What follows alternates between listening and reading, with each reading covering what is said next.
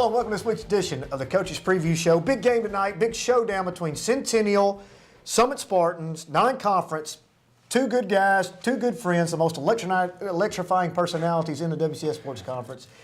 Man, you guys got a history. Let's talk about the history real quick. You are good friends. You respect each other. You're competitive. You're not good friends today or tonight, but we were. Very interesting dynamic if you look back.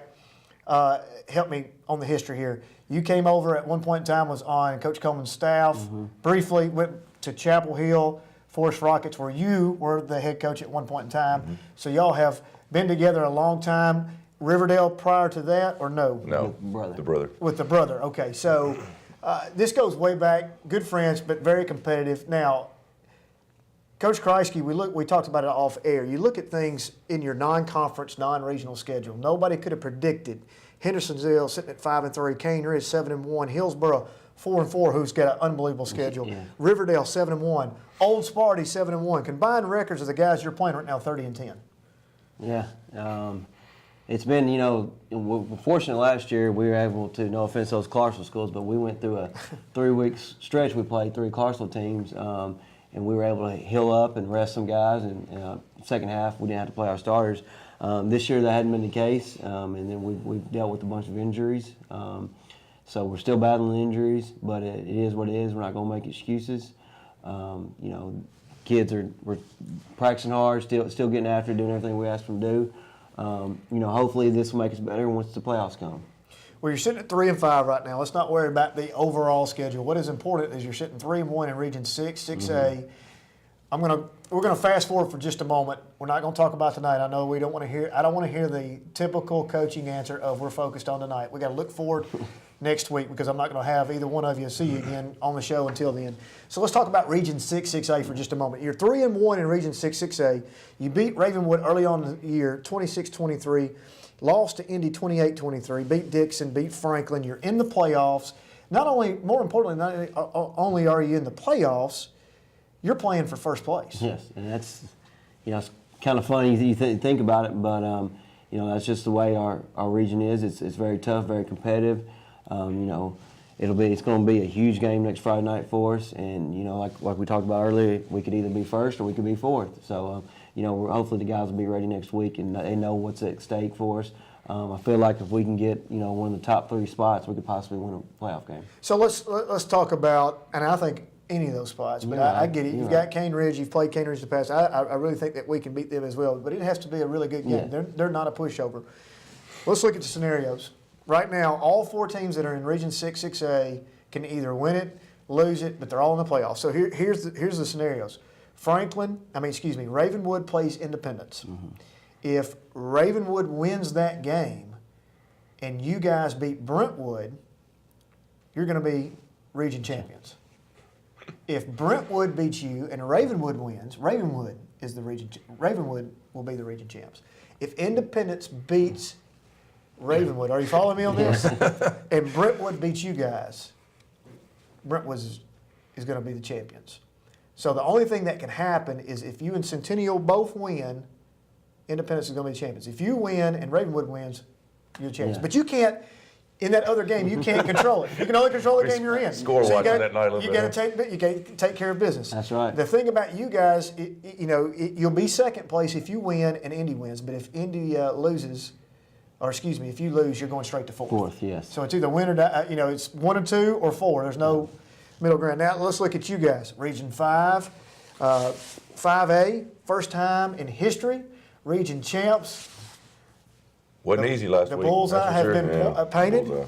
Let's talk about that game for a moment. You play Shelbyville, high-octane offense. That game between you guys for the last 3 years have put up, Vegas won't even put an over-under on you guys because it's so high. I know, let me pick at the scale for a minute, 600-plus yards in the air. Yeah.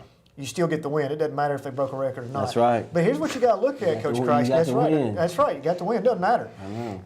He called me crying Saturday morning talking about 600 yards. I said, you won, didn't you? That's right. It doesn't matter. Who cares? Yeah. Nobody's going to remember that you gave up a state record. All they're going to know is that you won. Keep talking about it. Keep listening. Odomegwu, subject change. 158 yards.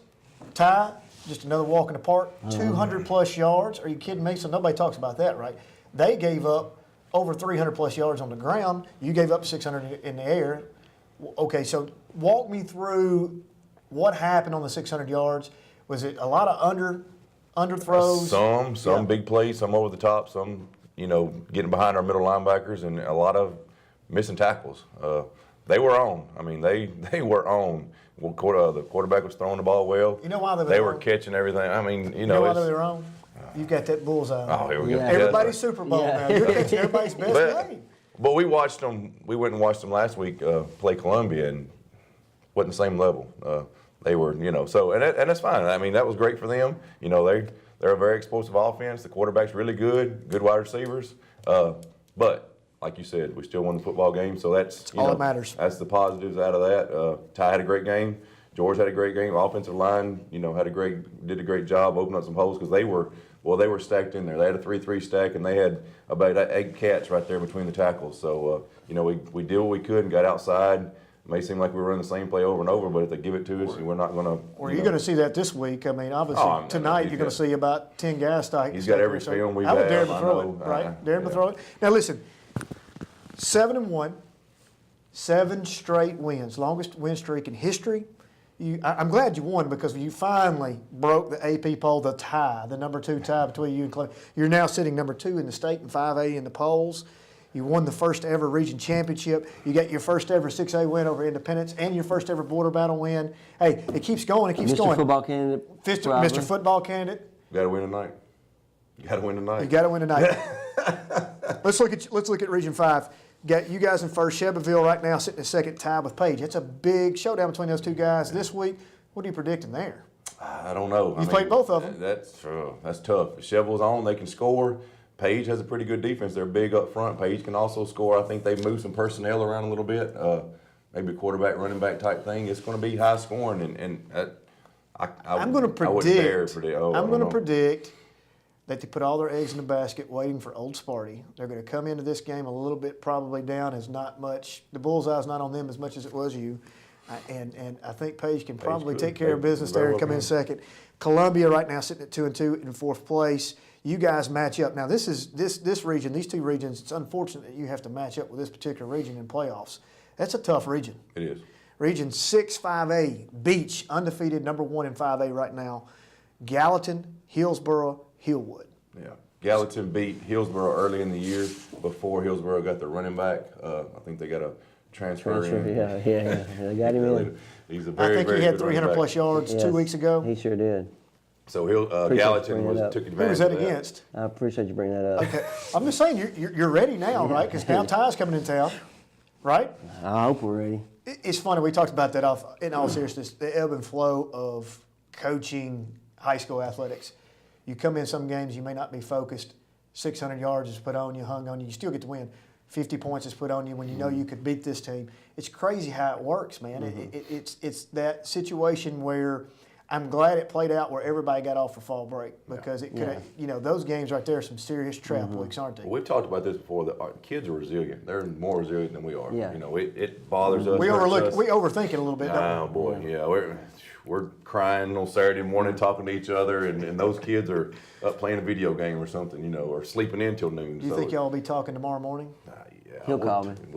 He'll call me. He'll call me rubbing it in or something. That's not going to happen. Well, Beach, Gallatin, Hillsboro, Hillwood, right now you're matching up. It looks like Hillwood will come in fourth. Is that correct? Yes, and you will host throughout. Is that correct? Because you won it. We host the first round. Well, as your typical answer. Who hosts throughout this year? Is it going to be 6 or 5? Is it odd or even this year? It's 5. So you could potentially host all the way through. Is that the same case for you guys? Mm-hmm. Yes, I believe so. Okay, so you win this thing Friday night. Both of you win next Friday night. You've got, who do you have left? Summit has, I'm sorry, I don't have it in front of me. Lincoln County. So that's a Popcorn City game. You rest your guys up, right? Yeah. Knock on wood. However, Brentwood, that's an interesting matchup. Man, those guys are playing really good football right now. It's Brentwood. It's going to be tough. Last year we played them twice. We faced both quarterbacks last year.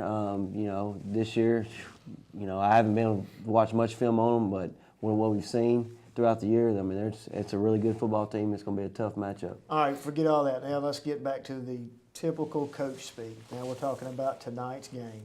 Summit, Centennial, I know that when you put this game on the schedule, you knew it was going to be a fun game. But at this point in time in juncture, a lot of things can happen. We don't want anybody getting hurt, number one, because this game really means nothing as far as region standings go. You don't want anybody to get hurt. You want it to be a great competitive game.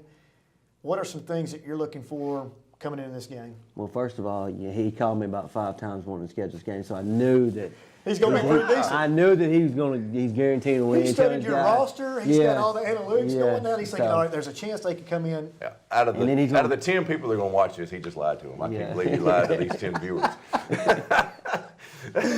Oh, well, Golly. the entire coaching staff down at Summit in the lunchroom will be watching this, so that's 7, 8, 10. And they know the truth. Your so. wife and your brother will watch this to give you a hard time. Yeah. Tate, so there's a few, right? Okay. Maybe Brent Johns. Brent Johns will watch this, will okay. watch it. Current coach at Chapel Hill, who that's a history with you guys. Go ahead and finish your statement. What was the question? The question was, Why did you keep calling me trying to get this No. scheduled? nobody could have seen it. So what are we in store for tonight as far as your viewpoint from Summit? What do they bring to the table? Well, first of all, I mean, you're going to have to tackle their backs, you know. You watch Ty on film, there's a couple times he runs through the line untouched, 60 yards, nobody's touched him. And you know it's coming. Yeah, he's an unbelievable back. You know, they get numbers, hat on hat. They're a physical football team. They've done a great job both sides of the ball. I know you talked about giving up 600 yards defensively. They're really good defensively. They're where they're supposed to be. You can tell the guys are well coached on both sides of the ball, even special teams. I mean, you know, we've talked about how well coached this team has been all around. So it's going to be a tough game for us. We can't have any turnovers. We turned the ball over 4 times against Hillsboro. You know, for us to keep it close, no turnovers. We've got to tackle Ty Carter, and it's going to be a physical football game. That's what I think, and hopefully that Coach Coleman will take it easy on me. You know, it could easily come into this game and next week too. People want to put way too much stock in records. Mm-hmm. You know, you're 3-5. You maybe 3-6, 4 and whatever, 5 and whatever. Talk about your guys and your mentality right now. They know the championship crown is still on line. Mm-hmm. We still can play for that. This game is really, really actually going to turn out in your favor as far as schedule-wise goes. A great test. Get ready for playoffs as well. So, what kind of mental state right now are you guys in? I mean, they're good. In a good place. You know, just like Coach Coleman said. You know, practice has been great. You know, I think the coaches are more worried and get more upset than the kids. They practiced hard all week. You know, they just want to play on Friday nights, and that's what it's all about. You know, when you look at it, we went on that little 3-game losing streak, and I think I was more down and upset than the kids.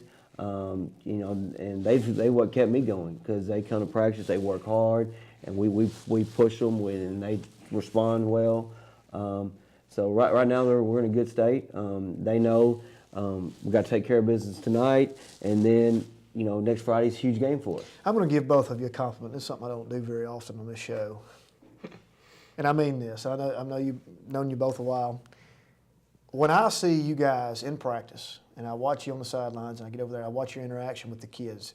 The kids love playing for both of you, and that's a testament, and both of you to be commended because I think that is such a big percentage of the battle. If the kids know that you care about them, you got their back, they love you, they're going to fall in there with us. I don't care what the record is, right? And they keep fighting for you, and they keep going, and they know that when you get them and rake them across the coals during that emotional moment in the game, they know that's part of it. Yeah. Now, you and the referees are a different story because, I mean, if I see you, I'm just kidding.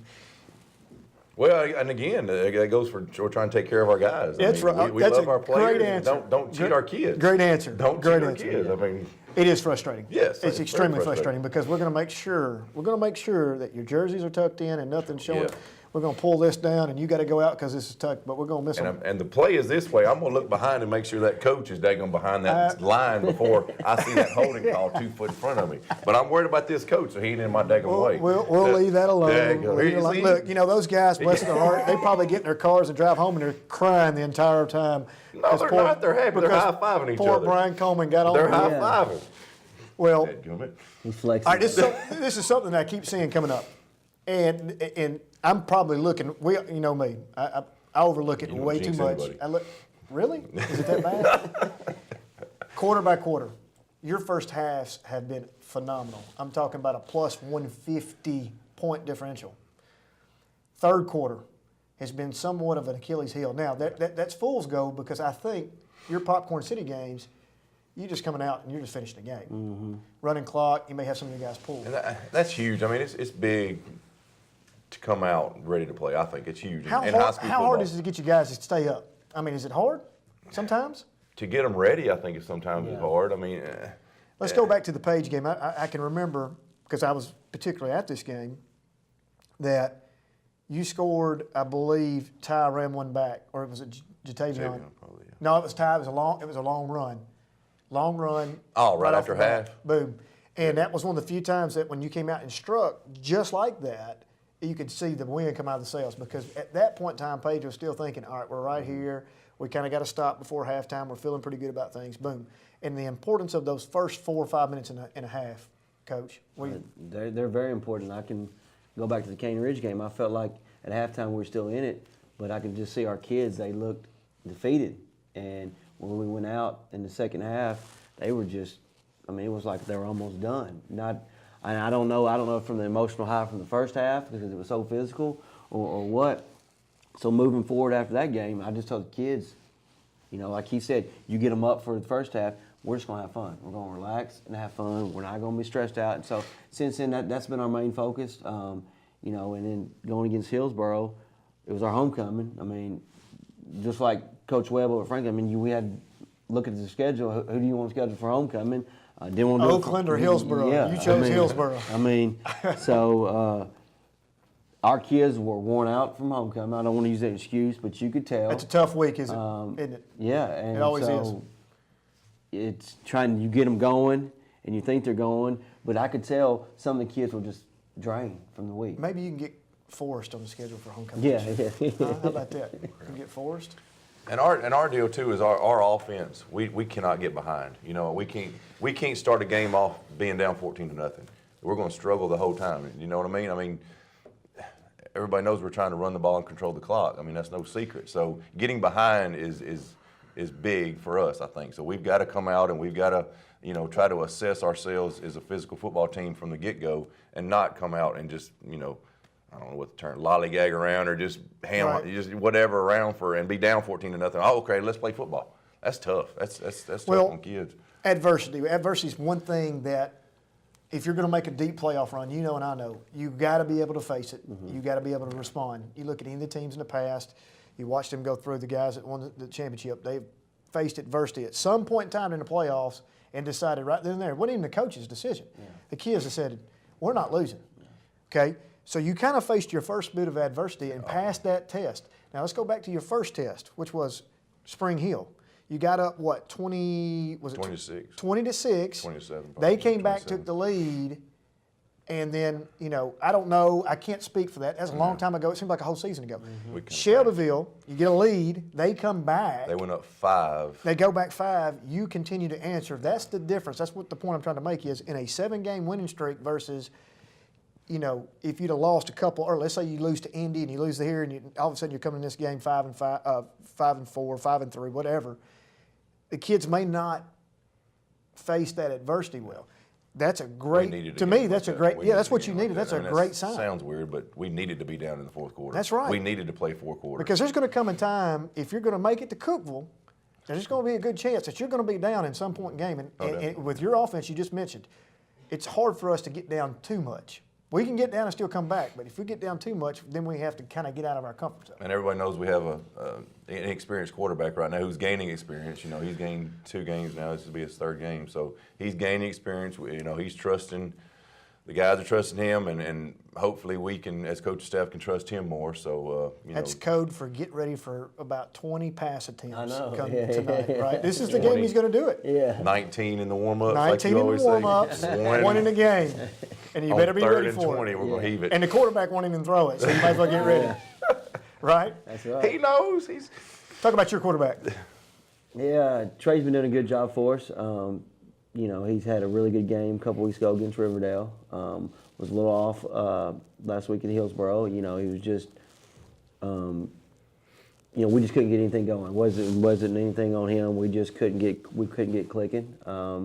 But he's done a really good job, and he's been the leader of our offense. You know, he strikes me as an asset probably behind the scenes in the locker room. I saw him against Franklin. He came out, early. He's out there by himself. He's going through his progressions. He's going through his warm-ups. He's doing his thing. He's got a couple guys coming out there with him. Seems like to me that kid's got it. He understands it. Great work ethic, good character, Yes. all the things that you need in that position. Yes, and he knows the game of football. His dad's on the Vanderbilt staff, so he has football knowledge. Does a great job reading defenses and knowing the coverages. So his football IQ is unbelievable. Like you said, he's a great leader, good kid. He does everything we ask him to do. It's gonna be tough to replace him next year. Well, right now, defensively, who's leading you guys? I'd say our middle linebacker, Robert Holmes. He's a team leader. Been a team catcher for 2 years now, so he's done a great job. Our defensive line, we had to fix some things. We had to tackle better. So it's not like we didn't tackle I'm before. sure you didn't work on any of this week, Yeah, right? no, I mean, it's not like we hadn't tackled. We stopped doing it. You know what I mean? So we just got to clean stuff up. We got to clean a lot of things up. And their offense, all these formations they're throwing at you. I think is it Michigan? Maybe they run this little line here and then break it. So they've been watching some Saturday football and getting in some formations like that. Stuff that you got to daggone practice for. Well, the stuff you got to watch on the wing long time. tee is real. You got to It's go back easy. and get the old film strips out, right? Huh? It's We crazy. traded that VHS film. In all seriousness, though, you watch it, you know it's coming. You can see it coming. Why is it so difficult to stop? Ty Carter. Well, Odom, he's back there too. I mean, it's not like he's. They all do a great job running Is football. the misdirection? Does that hurt a little bit too? I mean, the kids see one thing, and then all of a sudden, the inside handoffs. In my opinion, something that's probably tough on other teams is scout team. Their scout team You can't run having 100%. to run. Yeah, I mean, their offense is multiple, but they still, wing T is still new. Their guards pull, I know that, but it's still, if you get a spread offense, like Shelbyville, for example, all week, now their scout team, they're trying to run our stuff. So I'm gonna put it it's in- got to be a little Those ugly. dynamic backs back there, you can't replicate. No, you can't replicate that. Trey Carlton. I mean, even then, even Yeah. though you get one of your fastest kids out there, still. And I'm going to put this in analogy. Josh Goodwin and Kerry Goodwin will like this a whole lot. Basketball terms, the 1-3-1, the high-low, things like that and see. And as coaches, we like, look, it's really not that difficult to guard. But to get your scout team to duplicate the timing, the speed, all those things, because we're running drills every single day to make sure that every little nuance, every little wrinkle in those things are perfect, just like you do. Those things that you don't spend time on, Yeah. you're just coming out there doing the base. Hey, you're going to come inside, we're going to do this. It makes it difficult. It does. Listen to me, I act like I know what I'm talking about. We've had to spend extra time with our scout team, going over the reps, making sure they know what to do, because it's new. So that's extra practice time that you. Are you taking any snaps in there, going live? No, I'm not. Alonte's been. Coach McLemore's been back there some for us. Okay. So playing a little. But they quarterback did for have us. Hendersonville, so they have had the wing T this year, so that helps out a lot, I think. Yeah, I've heard a About lot 5 about the weeks ago. Hendersonville wing T. Lewis County wing T, they're 9-0, by the way. I mean, 9-0, I keep going forward. They're 8-0, I believe it is right now. All these wing T teams you talk about, who's predominantly wing T? Hendersonville, Summit, Lewis County, all three with great records, Forest, whoever. Franklin County, they're doing well. Stewart's great. Yeah. There's we named 6 in the state of Tennessee. I mean, sometimes it's not the cool thing to do, but I mean, Listen, we you take 7-1. You take this personal as I'm messing with you. I just like messing with you. I love it. I like to see the line. I like to see the inside stuff. Matter of fact, I even sent you a play, and I expect to see that tomorrow night, right? Coming in. He's got a special play cooked up. He's going to call it Q, laser right. So just get ready when you hear that. But all the misdirection stuff, I really do. I do enjoy seeing that. I would like to see. And it creates the reason we did it when we first got at Summit. It creates angles, for our offensive line to get their head. They have to get their head across. It creates angles. You're not blocking somebody straight up, things like that. Because that takes a lot of strength. That takes a lot to play 2 gaps. If you're playing a defense, if you're offense, to block a man straight up, hat on a hat. So. But who knows better than y'all? I mean, you know your kids, you know your personnel. If you knew that the wing T was not going to work, you would not be running the wing T offense. You've got personnel that's perfect for it. You know, I mean, it's like people wanting to run the dribble drive, and you know that's what Kentucky runs. Well, Kentucky's 40-0. Well, I don't have kids that can beat people off the dribble, right? So I mean, no reason if you didn't have a lot of speed in the backfield why you would be running it. Maybe you would, you know, if you had a better passer, you might look to throw the ball 5 or 6 times versus one. But, you know, We'll air it out. We're going to air it out just for you, Q. Okay. Just for you, If this doctor. is it, if there's ever a game to do it, this is it, man. This is. See, we're not very good. See, What you is he don't- saying? No, I you didn't don't have say to worry that. about that. I didn't say that. You're not going to lose any place in the region. It's all good. Just don't It's, get any, it's I a don't mean fun, anybody get relaxing hurt. game. It's going to be a Nobody fun, get relaxing He's hurt. game. talking bad about the secondary. You Nobody talking bad get about our hurt. secondary. No, you can rest assured he's fixing to throw it. You're on the bulletin board. He's Oh, I fixing to know throw it. it. Oh, I know it. He's They're already said crossing he's- routes right behind the linebackers. I know. Well, I wish you both the best of luck. It's going to be fun. It is. It's going to be well attended. You know, it's such an intriguing matchup this time of the year. Here's some of the other intriguing matchups. It has nothing to do with y'all, but I'm going to throw it out there. Fairview hosting Ravenwood. Now, Raptor Fast is going to go down there, and they're going to, I mean, imagine them stepping off the bus. It's a little bit of a different step off for them. Fairview crowd's going to be there, you know, and Fairview will be excited, let I'm me sure. tell you, Darius James of Fairview right now, 1,300 all-purpose yards. He's at 967, I think, rushing. So he is not a bad back. So get you guys Brentwood, Marshall County. Both of you have a little bit of Marshall County ties, not necessarily directly to the high school. You were at Forest, but you do have ties to Marshall County. That's an interesting matchup right there. It's a good match. I think it's a good test for both. As a non-conference game, that's not a cupcake. And for Brentwood to see an offense like that, it's going to help them out in the future, I think. Which is, what do they run? Spread. Spread. So they're going to throw it. They're going to throw it. Nolensville, Maplewood. Here's a crazy thing. Nolensville looking to win. They win out. They win the region. Oh, wow. They beat Maplewood. They beat Marshall County. That's the 2 remaining games on their schedule. The visor. The Visor has won that region. The visor. Can you believe that? Page at Shelbyville. We've already talked a little bit about that. Independence versus Memphis East. There's a non-conference game for you getting off the bus coming from Memphis East. Franklin at Spring Hill. Coach Webb looking to finish out. He's got Spring Hill, Dixon. I think we both think probably that's a great chance to get 2 wins. However, Spring Hill on a 3-game losing streak there. They've had some tough games. They had Marshall County last week. I think that was a good game. So I've got your back official. Spring Hill's He's back healthy. healthy. I've got your official, unofficial picks and all those. I could tell by the way you talk to who's going to win those games. So I'll let all those guys know that y'all picked against them. But 7 o'clock tonight. Well, you've given him enough bulletin board material. I can see Dr. Qualls, and then That's right. appreciate that. Thank you. 7 o'clock tonight, big game. Old Sparty going to Centennial. CU, got to talk about Tyrell Dotson real quick, 30 seconds. That He's dude coming is, to the game. That dude is killing He's it. getting off the plane at 5 o'clock, and he's heading straight to Summit. That could be spelled That's trouble awesome. for you right Yeah, there. I know. Yeah. Can you That's suit him awesome. up, you think? I'm You going to suit try him to. up? That's why I texted him back. I said, hey, you He only want had He won't stick out like a sore thumb. He only had 16 tackles against Alabama. You can stick him right on in there. Well, best of luck to both of you. I enjoyed it. Tonight, 7 o'clock kickoff. We'll see you next time.